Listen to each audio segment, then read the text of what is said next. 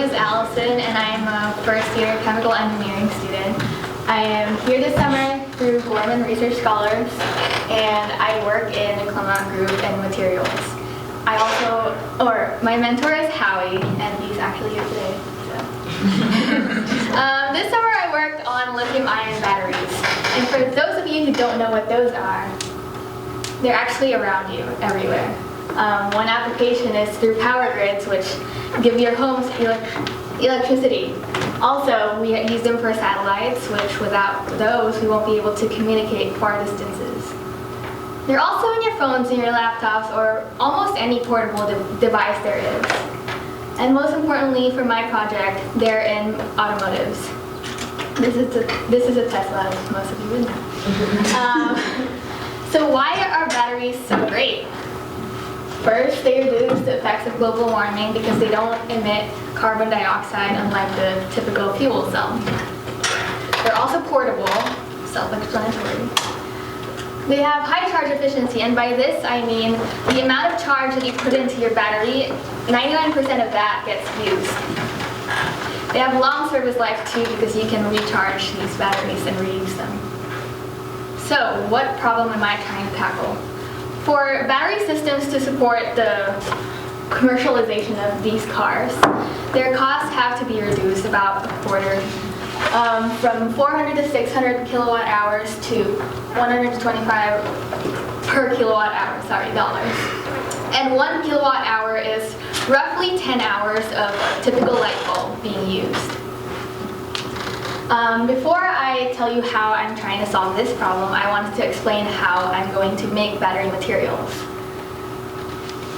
So the first step to synthesizing these materials is by getting my reagents and weighing them based on specific ratios, and then grinding them using mortar and pestle to make sure that they're homogeneous and small in particle size. Next, I press them into a pellet, and this ensures that your atoms are very close in proximity to each other to promote better reactions. Next, I heat them into a tube furnace, and how this works is I place my material in the center of that tube furnace, and it heats it. More on that later. And finally, I use the X-ray diffraction, which I'll also explain in a while, just to see whether I'm creating the material that I'm trying to make. And if not, we're going to go back to the start and optimize the material and hopefully create a better one using using the data that we have from the XRD. One thing to note, and mainly my project focuses on this step right here, this third step, where we use the tube furnace, and that's because this is the most costly step in this synthesis procedure, in terms of time and in terms of energy. So how do we reduce the battery cost? Looking at this oven, this tube furnace, how this works is you place your material in the middle and it heats up from the outside in, and this is called the surface to core heating. This takes roughly 20 to 30 hours because you're only heating the outer part of the material, and you're relying on the fact that the heat travels through the center, and it takes so much time for that to happen. This also takes roughly 6 to 8 kilowatt hours of energy. Now, we are looking at this alternative of synthesizing the material, and that is the microwave synthesis. And in this way, we are heating the material homogeneously, meaning the waves travel through the material, meaning it heats up the entire material altogether. And this takes roughly 10 to 15 minutes, which is a very significant difference from the 20 to 30 hours. Also, it takes 0.25 to 0.5 kilowatt hours of energy. Again, a large difference from the conventional way of doing it. So my project goal this summer was to explore these two synthesis methods and see whether the material they created were comparable or equal. And one thing to note is that I am not trying to create a better battery. I'm just trying to simply create a battery that's already been made through conventional ways, using the microwave and comparing those two. Alright, so how do I know if those two are equal or similar? First, as I mentioned earlier, we're using the X-ray diffraction. And how this works is we place our sample in the middle of that machine right there. And we have laser beams in these two segments. Anyway, and once those laser beams hit the material, if it goes through, that means there's nothing there. And once it hits something, that means there's something there. And the laser, the important part is the laser goes through different angles to see where the material is. And that way it shows us the structure, also the composition of the material.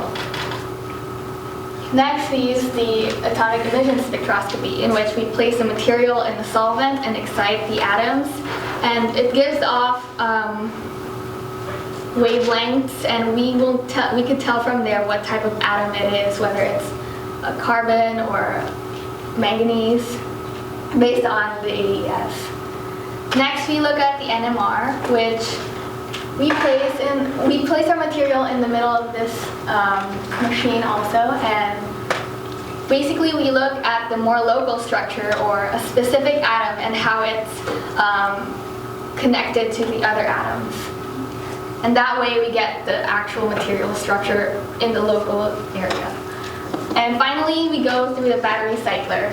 And this just cycles your battery and for a long time, just to see how whether the battery works using the material we put in and how well it performs. And once we have all these data, we go back to the beginning, do it again, hopefully make a better material this time using the data we have. Now, if you are lost in all that technical information, I have an analogy for you. So, first step, let's say you're going to a grocery store and you're looking for a banana. First step will be to find something long and, you know. So you find a carrot, you find an eggplant, and you find a banana. And that's your first way of narrowing down your options. Next step, you see, is this a banana, is this a carrot? And you finally get rid of the carrots and the eggplants. Third step, you want to look at your banana. Is it ripe? Is it too freckly for your taste? And finally, the battery cycler is where you taste your banana and see, is it good? If not, then what can you improve about it?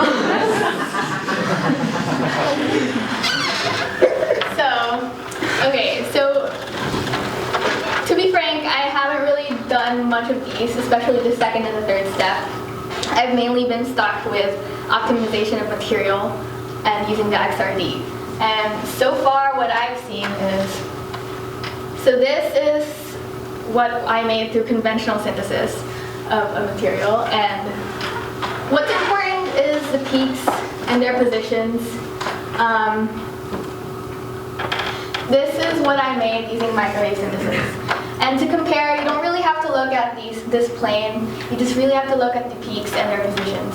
So what I found from these two X-rays is that comparing the microwave with a conventional synthesis, we found two impurity peaks, as you could see here, hopefully.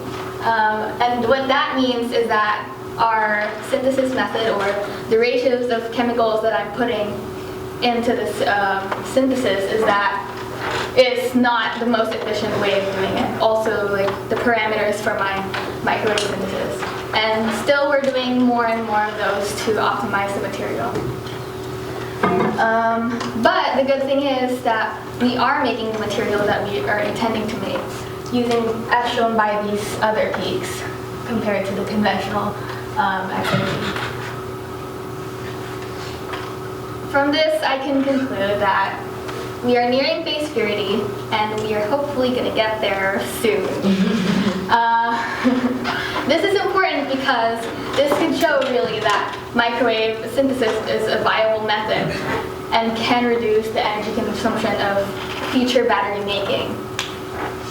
In turn, also, this gives us a way to synthesize the material faster, from 30 to 40 hours down to 10 to 15 minutes, which is a really, really big difference.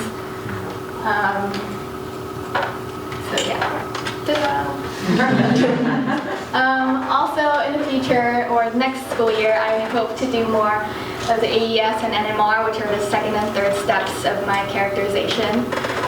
Hopefully that will give us more insight as to what the battery composition and structure really are for comparison with a conventional method. Also, I'll be making more batteries so that we can really see whether these materials that I'm creating out of microwave synthesis are functional or are better than the conventional way. And finally, most importantly for all of you, hopefully if this project succeeds, someday all of us will get a Tesla. I would like to thank my beautiful group who are here to support me. Specifically my mentor, Howie, and my PI, Raphael. Also the beautiful lady, Sammy. Wow. That's a Thank you.